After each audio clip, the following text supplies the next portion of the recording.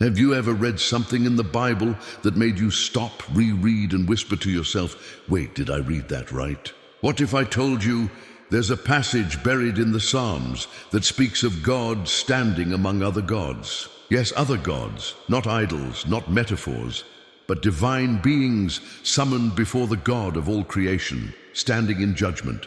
Psalm 82 isn't just a song.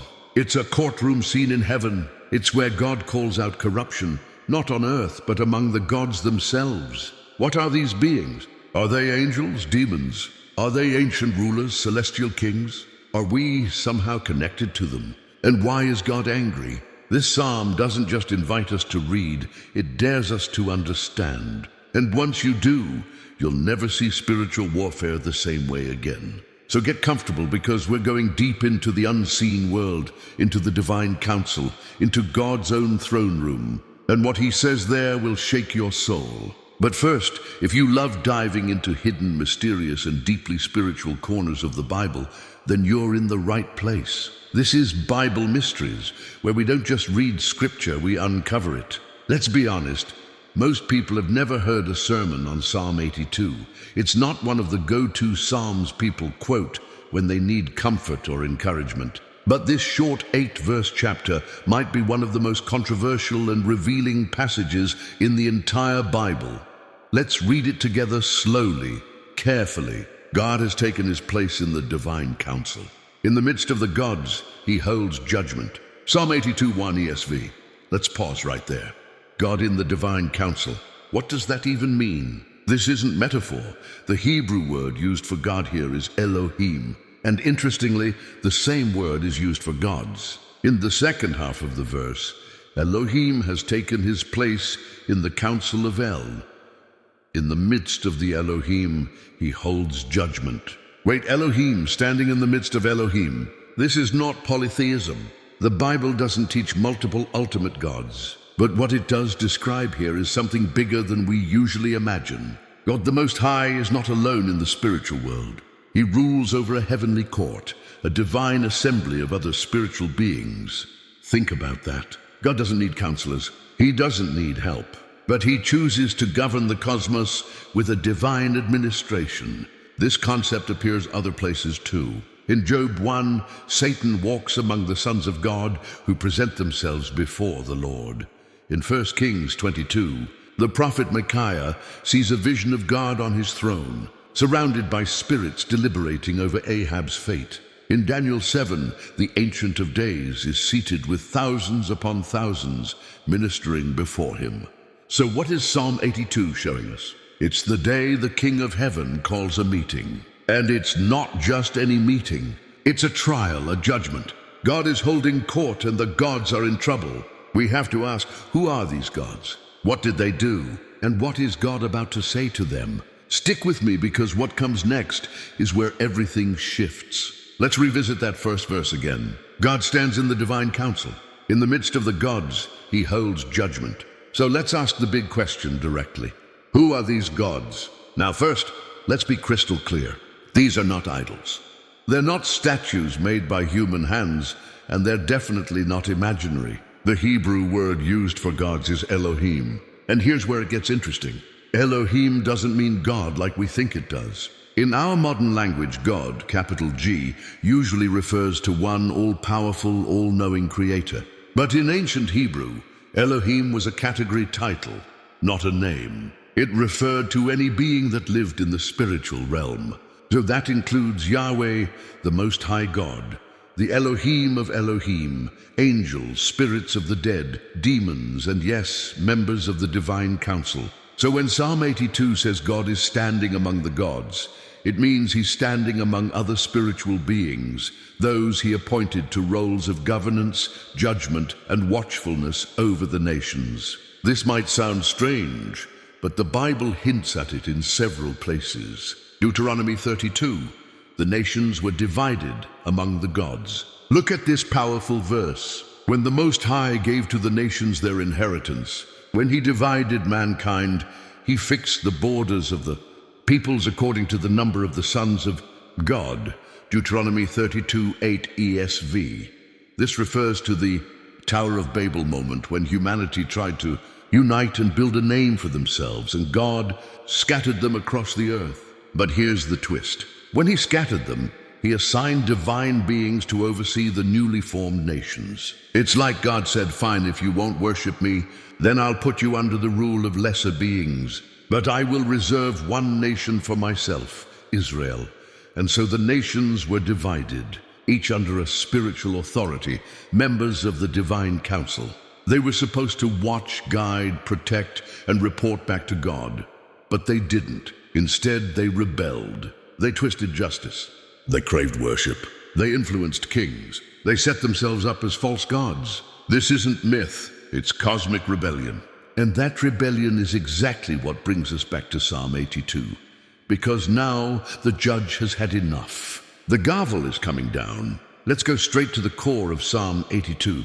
Here's what God says to these Elohim, the spiritual rulers, the ones he placed in authority, the ones who failed. How long will you judge unjustly and show partiality to the wicked? Psalm 82:2, woe, God is angry, and not at humans, not here. He's angry at divine beings. Why? Because they've twisted justice. Think about that. God assigned these beings to govern the nations, to watch over the helpless, to defend truth, and instead they chose to favor the wicked. Can you feel the weight of that question? How long will you judge unjustly? It's like God has been watching, waiting patiently, but now he speaks and his voice cuts like thunder. This isn't a casual reprimand. It's the holy fire of a righteous judge, burning with disappointment. And he doesn't stop there.